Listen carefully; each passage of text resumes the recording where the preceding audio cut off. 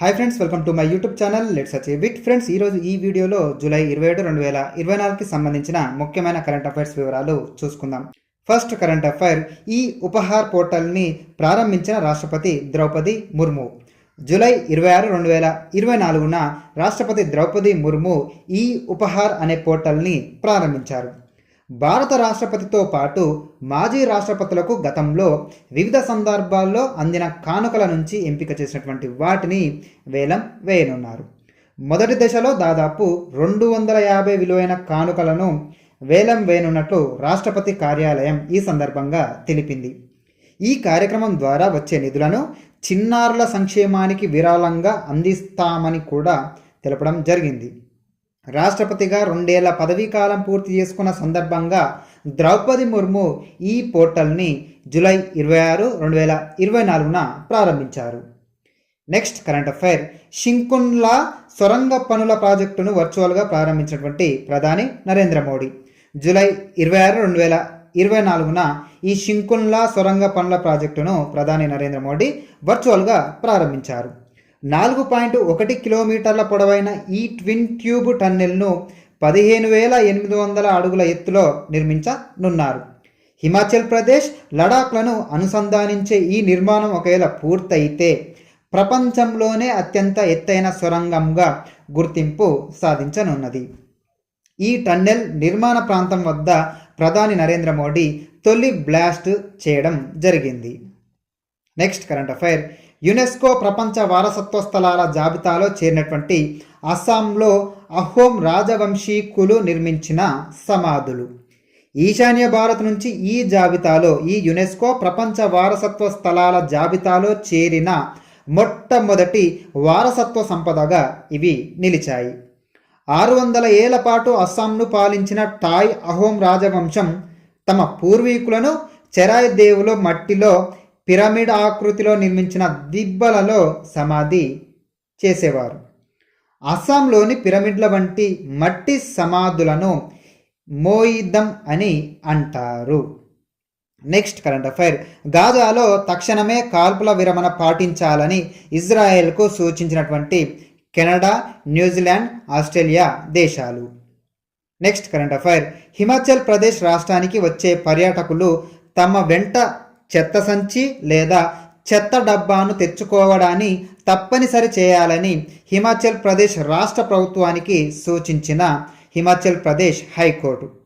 సుస్థిర పర్యాటకాన్ని ప్రోత్సహించడానికి గోవా అదేవిధంగా సిక్కిం రాష్ట్రాలు అనుసరిస్తున్న విధానాలను పరిశీలించాలని ఈ సందర్భంగా హైకోర్టు సూచించింది. Next current affair, Oxford university chancellor పదవికి పోటీ పడనున్న పాక్ మాజీ ప్రధాని ఇమ్రాన్ ఖాన్.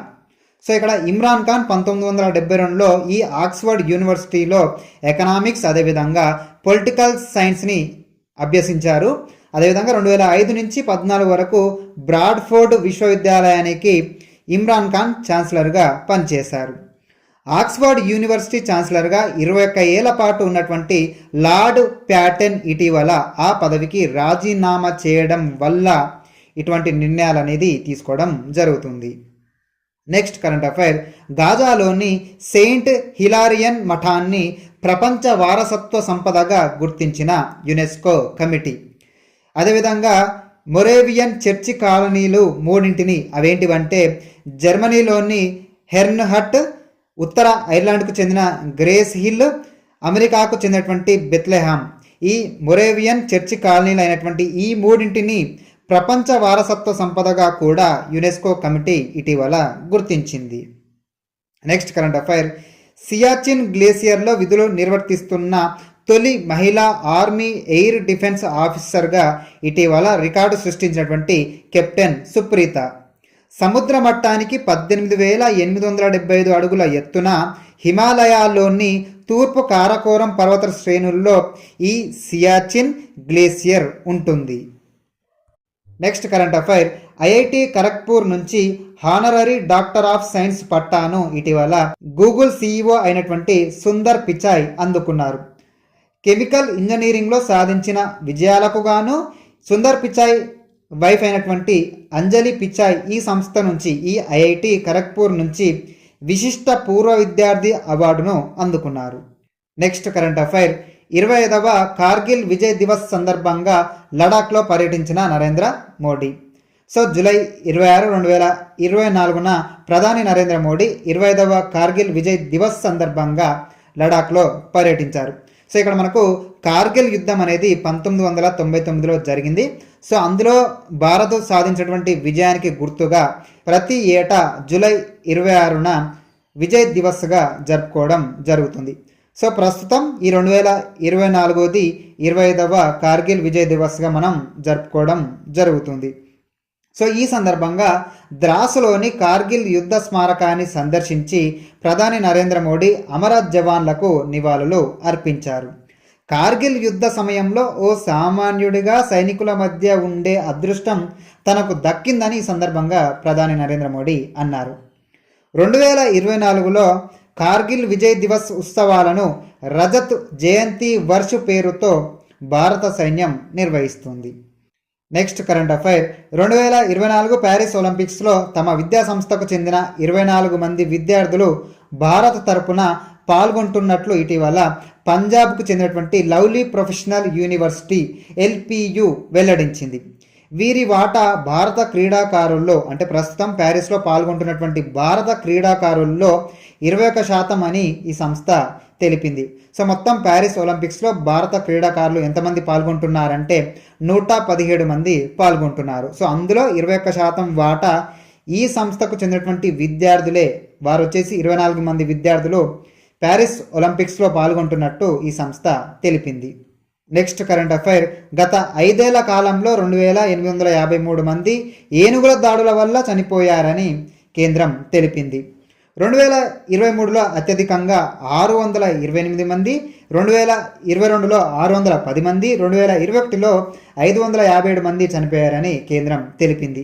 అదేవిధంగా గత 5 ఏళ్లలో అత్యధికంగా ఒడిషా రాష్ట్రంలో 624 మంది చనిపోయారని తెలిపింది. జార్ఖండ్లో 474 మంది, పశ్చిమ బెంగాల్లో 436 మంది చనిపోయారని కేంద్రం తెలిపింది. నెక్స్ట్ కరెంట్ అఫైర్ గత 5 ఏళ్లలో దేశంలో 628 పులులు మృత్యువాత పడినట్లు కేంద్రం తెలిపింది. 2023లో 178 పులులు, 2022లో 121 పులులు, 2021లో 107 పులులు మరణించాయని ఈ సందర్భంగా కేంద్రం తెలిపింది. 2012 నుంచి చూసుకున్నట్లయితే 2023లో అత్యధికంగా పులులు మరణించాయని కేంద్రం తెలిపింది.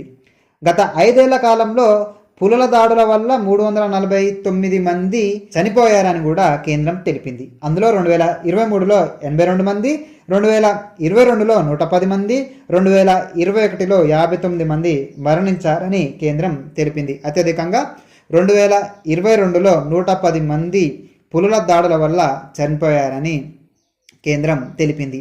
నెక్స్ట్ కరెంట్ అఫైర్ 2014 నుంచి ఇప్పటి వరకు దేశవ్యాప్తంగా వైద్య కళాశాలలు 88%, MBBS సీట్లు 118% పెరిగాయని కేంద్ర వైద్య ఆరోగ్య శాఖ ఇటీవల తెలిపింది.